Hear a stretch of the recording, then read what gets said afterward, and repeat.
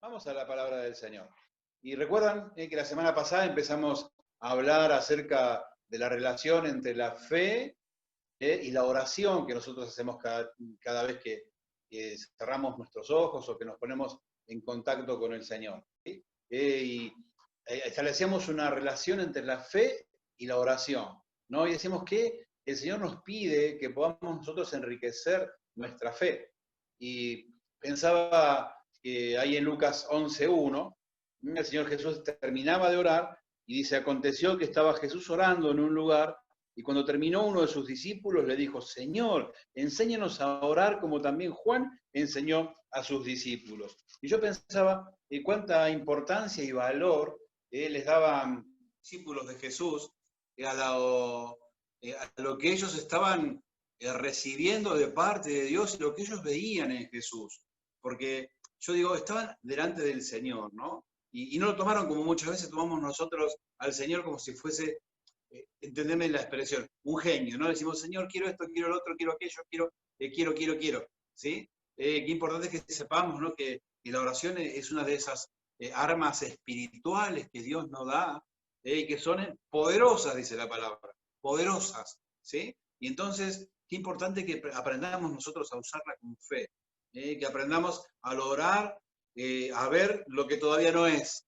Si yo oro por un enfermo y ya lo veo sano, en el nombre del Señor.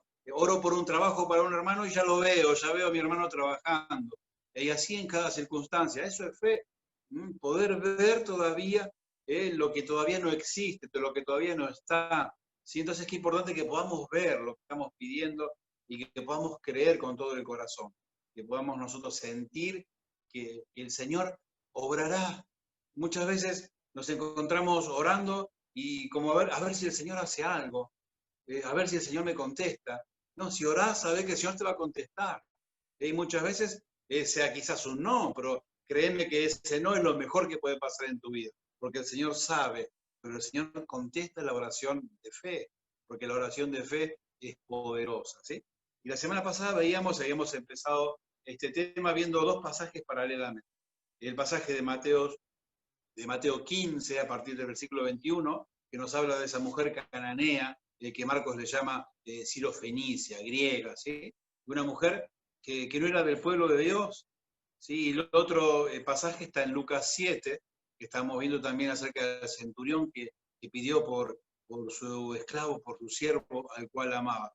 Y veíamos ¿por qué hablamos de estos dos? Porque buscamos con qué ingredientes o con qué cosas nosotros complementar nuestra fe para que sea una fe de impacto.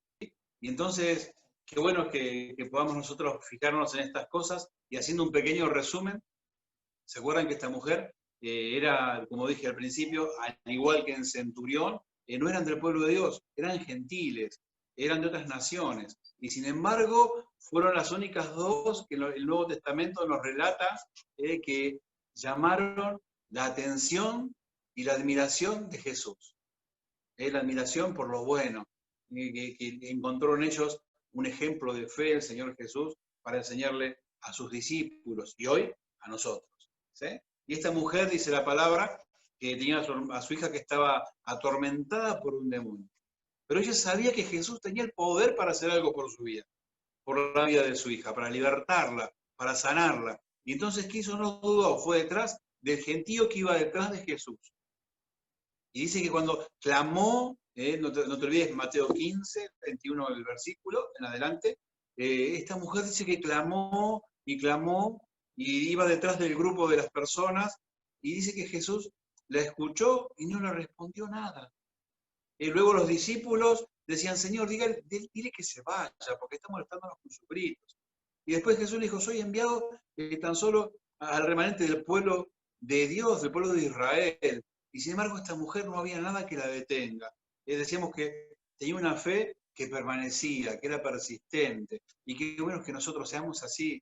Es lo que habíamos la semana pasada, que tengamos una fe que vaya hacia adelante, que no haya nada que la apague, que no haya nada que nos haga darnos por vencidos, sino que nuestro deseo y el deseo de nuestro corazón sea llegar delante de la presencia de Dios por nuestro pedido, por nuestro agradecimiento, por nuestra adoración. Y en este hombre, el centurión romano que está en Lucas 7, veíamos que era un hombre que amaba a su siervo. Y veíamos las cualidades que él tenía para con su fe. Que era un hombre que amaba lo inamable, decíamos. Que amaba aquello que no había que amar, porque ningún romano amaba a su siervo, a su esclavo. Por el contrario, era como una herramienta con vida, y cuando se ponían viejos los mataban o los dejaban abandonados, porque no los amaban, era una herramienta más. Y sin embargo este hombre da un ejemplo con su amor, que amaba hasta lo inamable. También veíamos que este hombre era amigo de los judíos, que era otra cosa que no se podía admitir en ese tiempo. Judíos y romanos eran enemigos, no se podían ver, y sin embargo él era amigo de unos ancianos judíos. Respetaba a Dios, ¿sí? Respetaba a Dios y respetaba la religión, e inclusive les había hecho una sinagoga a los judíos. Y los judíos decían, se merece, Señor Jesús, que le hagas este milagro, porque es una persona buena, porque es un hombre amable, porque es una buena persona.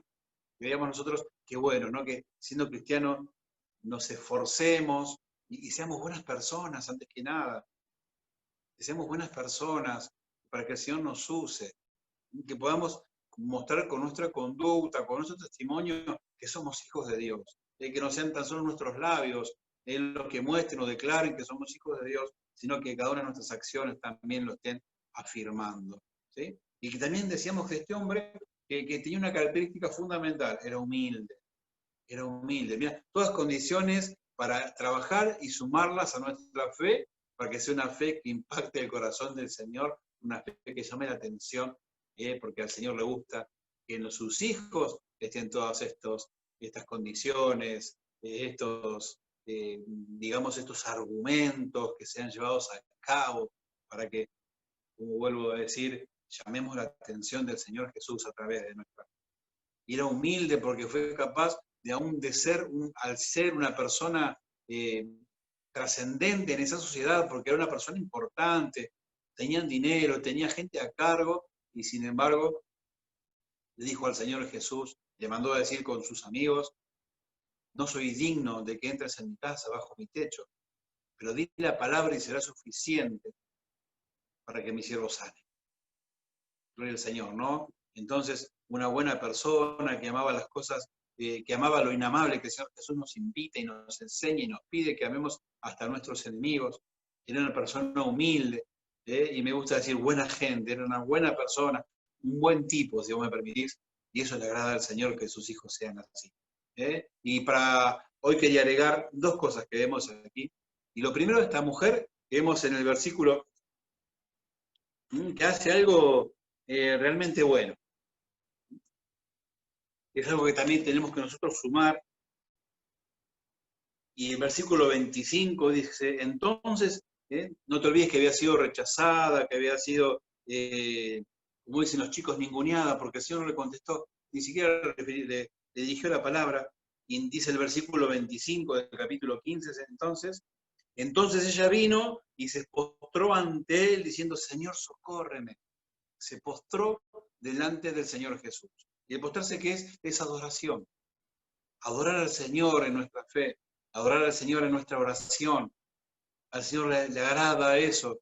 Esta mujer no había recibido nada, pero antes de haber recibido ya estaba adorando a Dios. Muchas veces nosotros precisamos una respuesta, precisamos que el Señor resuelva nuestros temas, precisamos que el Señor nos liberte, precisamos que el Señor nos sane para recién empezar a adorar. Por ejemplo, esta mujer que ni siquiera es del pueblo de Dios, es que ella estaba segura de lo que estaba haciendo, estaba segura de que lo mejor para ella era acercar su pedido a Jesús, a Dios, y ya empezó a adorar, porque sabía que Dios tenía el poder para hacer lo que ella precisaba.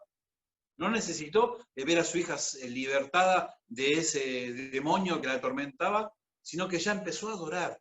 Entonces, qué importante que eso también se trata de fe, de que vos pedís algo y ya empezás a adorar al Señor automáticamente porque sabés que el Señor va a contestar. Y lo que el Señor contesta es lo mejor para tu vida. Sea lo que sea que el Señor te conteste, es lo mejor. Porque Él conoce, porque Él trasciende el tiempo, trasciende el espacio. Él es el mismo ayer, hoy, y por los siglos, dice su palabra. Entonces, adorar. Yo me posto delante del Señor, le pido algo y ya adoro. ya proclamo su nombre, ya exalto su nombre, porque sé que va a obrar. Esa es la fe que al Señor le gusta. Esa es la fe que te lleva a recibir. Esa es la fe que te lleva a recibir la respuesta que estás esperando. Y esta mujer después estaba también con plena convicción, porque ella sabía lo que respondía. El Señor le dice, no, pero no es justo darle a las personas, a los perrillos la comida de los dueños. Sí, Señor, pero hasta los perrillos comen de las migajas que están de las mesas. Ella sabía que con una migaja del poder de Dios era más que suficiente para alcanzar lo que estaba necesitando, que su hija sea libre, que su hija sea sana. Y eso sorprendió gratamente al Señor Jesús.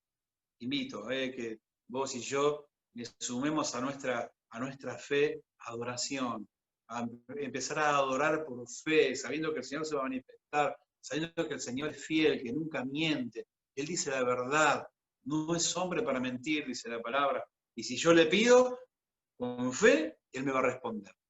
¿Sí? Entonces, adoro. Clamo por una necesidad y adoro al Señor porque sé que va a responder y merece y espera mi adoración. Yendo y volviendo al centurión, que todo lo que recién dijimos que tenía este hombre, y hay una cosita más, o dos que suma este hombre, que me gustaría que hoy pudiésemos ver.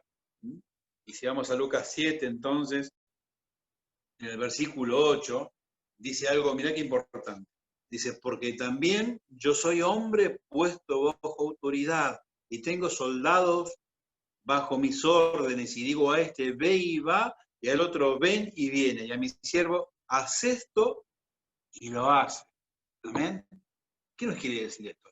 Que este hombre entendía de autoridad, de que era un hombre que estaba bajo autoridad, que sabía cómo funcionaba la autoridad. ¿Sí? Muchas veces nosotros queremos que el Señor nos responda y no estamos sujetos al Señor como corresponde. Esto no es una crítica, sino que es una guía para que podamos encontrarnos con el Señor y poder disfrutar de la plenitud de las bendiciones de Dios. Este hombre entendía, decía, y veía que Jesús estaba sujeto a Dios. Entonces, como estaba sujeto a Dios, todas las cosas iban a estar sujetas a Él. Y Él iba a tener la autoridad para decir a la enfermedad, vete, y se iba a ir. Entonces, qué bueno que nosotros podamos entender lo que es la autoridad. Y la autoridad no viene por imposición. Porque cuando uno está obedeciendo por imposición, por obligación, y no dura mucho esa situación. No dura mucho esa situación y enseguida que viene la rebeldía.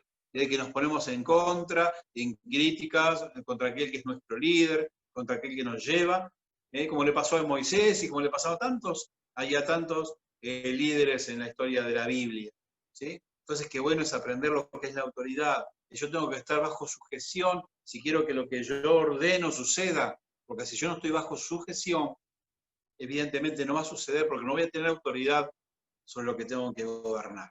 Entonces, mi querido hermano, sujetarnos a la autoridad de Dios, sujetarnos a la autoridad de nuestros líderes, sabiendo que vienen de Dios, aprender a obedecer en el nombre del Señor, para que también aquellos que están bajo nuestra responsabilidad aprendan a obedecer lo que nosotros guiamos en el nombre del Señor.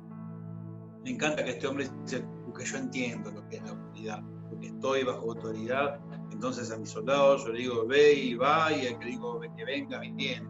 ¿Por qué? Porque estoy bajo autoridad. Qué linda cosa que el Señor nos dice a través de estos dos ejemplos preciosos, que vuelvo a insistir, de personas que ni siquiera eran del pueblo de Dios, pero tenían una fe innata, una fe que realmente podían ver aquello que estaban pidiendo.